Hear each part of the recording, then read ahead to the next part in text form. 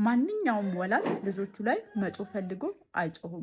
ልጆቹ ላይ መጮህ እንደሌለበት ያውቃል። እሱንም የምታውቁበት ምክንያት ልጆች ላይ ከጮህን ወይም ልጆችን ከገረፍን በኋላ ኢሚዲየትሊ ሪግሬት እናደርጋለን፣ እንጸጸታለን። ለምን ተማታው፣ ለምን ጮኩኝ፣ ይሄ የሚያስቆጣ ነው፣ ይሄ የሚያስበታ ነው ብለን እንጸጸታለን። ነገር ግን ልጆቻችን ላይ የምንጮህባቸው ምክንያቶች የተለያዩ ሊሆኑ ይችላሉ። ፐርሰናሊ ሊለያይ ይችላል። ልጆቻችን ላይ ስንጮህባቸው ምን አይነት ጉዳት እናስከትልባቸዋለን? ልጆቻችን ላይ ላለመጮህ ምን እናድርግ? እንዴትስ እናስተካክል? የሚለውን ሀሳብ በዚህ ቪዲዮ የማጋራችሁ ይሆናል። ሰላም፣ እንዴት ናችሁ? ሶስና እባላለሁ፣ የልጆች አስተዳደግ ባለሙያ ነኝ። ለዚህ ቻናል አዲስ ከሆናችሁ ሰብስክራይብ አድርጉ። ሰብስክራይብ በማድረግ ቤተሰብ እንሁን፣ አብረን እንደግ፣ አብረን ጥሩ ወላጆች እንሁን። ዛሬ አብዛኛዎቻችን ወላጆች የምንቸገርበትን ነገር ነው ይዤ የመጣሁት፣ ወይም ደግሞ ጠቃሚ ሀሳብ ነው ብዬ አስባለሁ። የቪዲዮ መጨረሻ ድረስ አብራችን ቆዩ። እንግዲህ ቅድም እንዳልኩት ማንኛውም ወላጅ ልጆቹ ላይ መጮህ፣ ልጆቹን መግረፍ አይፈልግም። ነገር ግን አንዳንድ ወላጅ ትክክለኛ ዲሲፕሊን ማስተማሪያ መንገድ አድርጎ ይገነዘበዋል። ነገር ግን ይሄ በፍጹም ልጆችን ዲሲፕሊን ማስተማሪያ መንገድ አይደለም። የተሻለው ዲሲፕሊን ማስተማሪያ መንገድ ልጆችን ጋይድ ማድረግ፣ ልጆችን ወደ ተሻለው መንገድ በተረጋጋ መንፈስ ማስተማር ነው። ልጆች ምንም ነገር አውቀው ወደዚህ ምድር አይመጡም። ወላጆች የማስተካከል ኃላፊነት ለእኛ ተሰጥቶናል። ነገር ግን የምናስተካክልበት መንገድ የተሳሳተውን መንገድ ነው። የሚያስተካክለውን ነገር አይደለም የምንከተለው። ልጆቻችን ላይ ለምን እንጮሃለን ወደሚለው ልሄድላችሁ። ልጆች ላይ የምንጮህባቸው ምክንያቶች እንግዲህ ፐርሰናሊ የተለያየ ሊሆን ይችላል። እንደ ምክንያት የሚጠቀሱትን 3 ነገሮች ላንሳላችሁ። አንደኛው እኛ ራሳችን ስትረስ ውስጥ ካለን፣ የተረጋጋ ስሜት ውስጥ ካልሆነ፣ ቤት ውስጥ በምናሳልፈው ነገር ሊሆን ይችላል፣ ስራ ቦታ በምናሳልፈው ነገር፣ መንገድ ላይ ባጋጠመን ነገር ደስተኛ ካልሆነ፣ የሚረብሸን ነገር ካለ፣ ሁሌ በጤናችን ሊሆን ይችላል። ብቻ በተለያየ ምክንያት ስትረስ ውስጥ ከሆነ በትንሽ በትልቁ ልጆቻችን ላይ ልንጮህ እንችላለን። እንግዲህ ይህን የምናውቅበት ምክንያት ምንድን ነው? እሱ ሁላችሁም ራሳችሁ መለስ በሉና እዩ።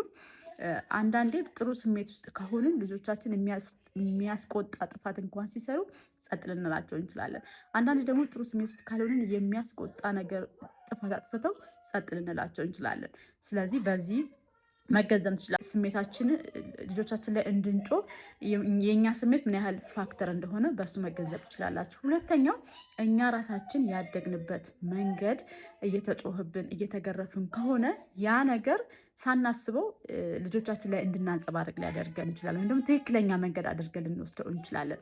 እንዲሁም ደግሞ ልጆችን እንዴት ማሳደግ እንዳለብን የልጆችን ቢሄቪየር አንደርስታንድ ማድረግ ካልቻለን፣ ልጆቻችንን ስሜታቸውን እንዴት ማስተካከል እንዳለባቸው፣ እንዴት በእነሱና በእኛ መሀል ጥሩ የሆነ ባውንደሪ መፍጠር እንዳለብን ካላወቅን በእነዚህና በሌሎች ምክንያቶች ልጆቻችን ላይ ልንጮህ እንችላለን። እናንተ የምትጮሁባቸው ምክንያቶች ኮሜንት ላይ አስቀምጡልኝ። እንግዲህ አብዛኛው ወላጅ የሚለው ልጆች ሲያጠፉ የምለውን አይሰማም፣ የምናገረውን አይሰማም፣ 10 ጊዜ ድጋሜ ያስጮኸኛል። አንድ ነገር ስንት ጊዜ ነው የምናገረው? ምክንያት የሚያደርጉ ወላጆች አሉ። ነገር ግን ለዛ ሁሉ ተጠያቂ እኛ ነን። አንደኛ በእነሱና በእኛ መሀል ባውንደሪ አላበጀንም፣ እንዴት ማዘዝ እንዳለብን አላወቅንም።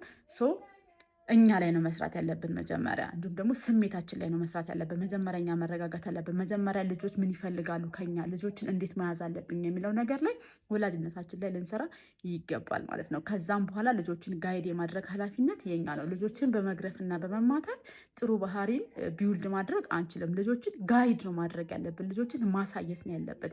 ስናሳይ ደግሞ በመጮህና በመግረፍ አይደለም። እስኪ በመጮህና በመግረፍ የሚስተካከል ነገር አይታችኋል? እንደውም ልንፈራው ነው የምንችለው። ያንን ነገር ወደ መፍራት ነው የምንገባው እንጂ ባህሪያችንን ለማስተካከል ወይም ደግሞ ያንን ነገር ወደ ተሻለው ነገር መሄድን አያስተምረንም ልጆች ላይ መጮህና መግረፍ ማለት ነው። ታዲያ ወደ ዋናው ነገር ልሄድላችሁ። ልጆች ላይ ስንጮህባቸውና ስንገርፋቸው ምን አይነት ጉዳት ነው የምናስከትልባቸው ወደሚለው ነገር እንሂድ። ምክንያቱም ጉዳቱን ካወቅን በተቻለ መጠን ስሜታችንን መቆጣጠር እንድንችል ያደርገናል ብዬ አስባለሁ። አንደኛ ኮንፊደንስ እንዳይኖራቸው እናደርጋቸዋለን። በራስ መተማመናቸው እንጎዳዋለን። ሁለተኛ ሰልፍ ብሊቫቸው ወይም ሰልፍ ስቲማቸው ለው እንዲሆን እናደርጋቸዋለን። በቃ ለራሳቸው ያላቸው ግምት እንዲወርድ አልፈለግም፣ አልወደድም የሚል ስሜት በወላጆቹ አልወደድም አልፈለግም የሚል ስሜት መሰማት ደግሞ አድጎ የሆነ ደረጃ ላይም ከደረሱ በኋላ ባላቸው ሪሌሽን ከሰዎች ጋር በፍቅር ሊሆን ይችላል፣ በህይወት ባላቸው ሪሌሽን ያለመፈለግ ያለመወደድ ስሜት ውስጥ እንዲሰማቸው ያደርጋቸዋል ማለት ነው። የመጀመሪያው ኢሚዲየት ፋሚሊያቸው እንዲፈለጉ የሚያደርግ ስሜት ልንሰጣቸው ይገባል። እንዲሁም ፌርፉል እንዲሆኑ፣ በጣም ፈሪ እንዲሆኑ፣ ድንጉጥ እንዲሆኑ፣ እርብትብት ያሉ እንዲሆኑ እናደርጋቸዋለን።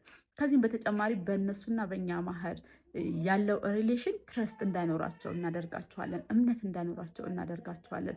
እንዲሁም ኮንፊውዝ እንዲሆኑ እናደርጋቸዋለን። ከዚህም በተጨማሪ ልጆች እንግዲህ ኮፒ የሚያደርጉት ወላጆቻቸውን ነው። ያንን እኛ እናሳየውን ባህሪ ስንናደድ መጋረፍ መፍትሄ እንደሆነ ከኛ ኮፒ እያደረጉ ይመጣሉ። እነሱም ካደጉም በኋላ ያንን ነገር እየደገሙት ይመጣሉ ማለት ነው። ስለዚህ እነዚህ ጉዳቶች ልጆቻቸው ላይ እንደሚደርሱ ካወቃችሁ ምንድን ነው ማድረግ ያለባችሁ የሚለውን ነገር ሼር ላደርጋችሁ። አንደኛ ምን ማድረግ አለብን? ልጆች ጥፋት ሲያጠፉ ወይም ደግሞ እኛ ጥፋት ነው የምንለው ብዙ ጊዜ በተለይ ታች ከ4 ዓመት በታች ያሉ ከሆኑ ለእነሱ ጥፋት አይደለም። ነገሮችን እየሞከሩ እያደረጉ የሚፈጠረውን ነገር ማየት ነው የሚፈልጉት። ስለዚህ ምንድን ነው ማድረግ ያለብን? አንደኛ እኛ ራሳችን ስሜታችን ላይ መስራት፣ ውስጣችን ላይ መስራት። አይታችሁ ከሆነ አንዳንድ ጊዜ እኛ ጥሩ ስሜት ውስጥ ነው ተዉ እረፉ ስንላቸው ደጋግመው ያንን ነገር ያደርጉታል። አንደኛ በቃ ልጆቹ ራሳቸው ኢንሰኪውር የሆነ ስሜት ውስጥ እንደሆኑ ታያላችሁ። ደጋግመው ያንን ነገር ያደርጋሉ። በቃ እኛ እየጮህን ወይም ደግሞ ጥሩ ያልሆነ ስሜት ውስጥ ባለንበት ሁኔታ ስሜታችን ላይ መስራት፣ ራሳችን ላይ መስራት፣ ራሳችንን ማረጋጋት አንደኛው መፍትሄ ነው ማለት ነው። ሁለተኛው ልጆች የሆነ ጥፋት ባጠፉ ቁጥር ኢሚዲየትሊ ሄደን አለመቅጣት ወይም ደግሞ ኢሚዲየትሊ ሄደን ቃላቶችን አለመቅጣት። አንደኛ ተመጣጣኝ ያልሆነ ነገር ልንናገራቸው ወይም ልንገርፋቸው፣ ቅጣት ልናስተላልፍባቸው እንችላለን ላጠፉት ነገር። በተቻለ መጠን እኛ ራሳችን ካልም መሆን ወይም ኢሚዲየትሊ ሄደን ያንን ነገር አለመናገር ይኖርብናል ማለት ነው።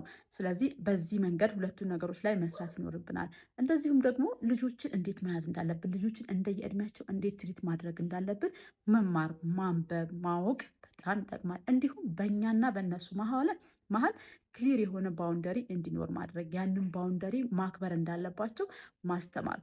ክሊር የሆነ ባውንደሪ ካለን ያንን ነገር እያከበሩት እኛ የምንፈልገው ነገር ምንድነው፣ እነሱ የሚፈልጉት ነገር ምንድን ነው የሚለውን እያወቁት ይመጣሉ ማለት ነው። ስለዚህ ክሊር የሆነ ባውንደሪ ማድረግ፣ ያንን ነገር እንዲያከብሩ ማድረግ። ልጆችን ደግሞ ጋይድ ማድረግ የምንችለው በመጮህና በመግረፍ ሳይሆን ተረጋግተን በመናገር በዛ ውስጥ ነው ህግን ሊማሩልን የሚችሉት፣ ስርዓትን ሊማሩልን የሚችሉት። እሱ እንደሆነ አውቀን ራሳችን ላይ መስራት ይገባናል። በጣም አስገዳጅ ሆኖ እንግዲህ ስሜታችን አስቸግሮን በጣም ከተቆጣን ምንድነው እሱ ማድረግ ያለብን? አንደኛ ይቅርታ መጠየቅ። በዛ ውስጥ ትህትናን ይማራሉ። ይቅርታ መጠየቅ ይኖርብናል። በቃ ይቅርታ አድርግልኝ። እንደዚህ እኛ ይቅርታ ስንጠይቃቸው እነሱም ይቅርታ መጠየቅን አንደኛ እናስተምራቸዋለን፣ ፖላይትነስ እናስተምራቸዋለን።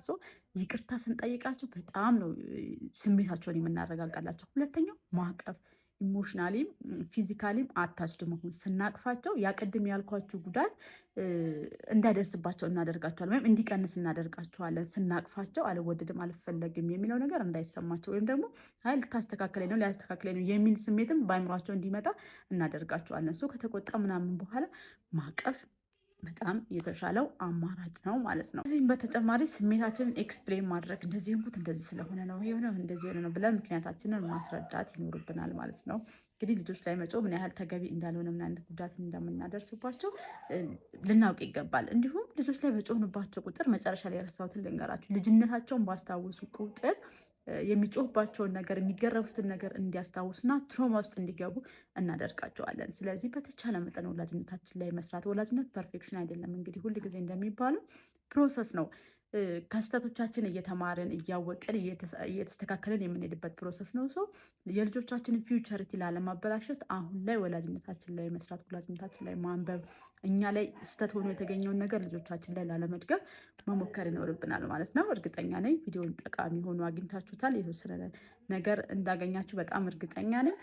ለሌሎች እንዲደርስ ላይክ አድርጉ።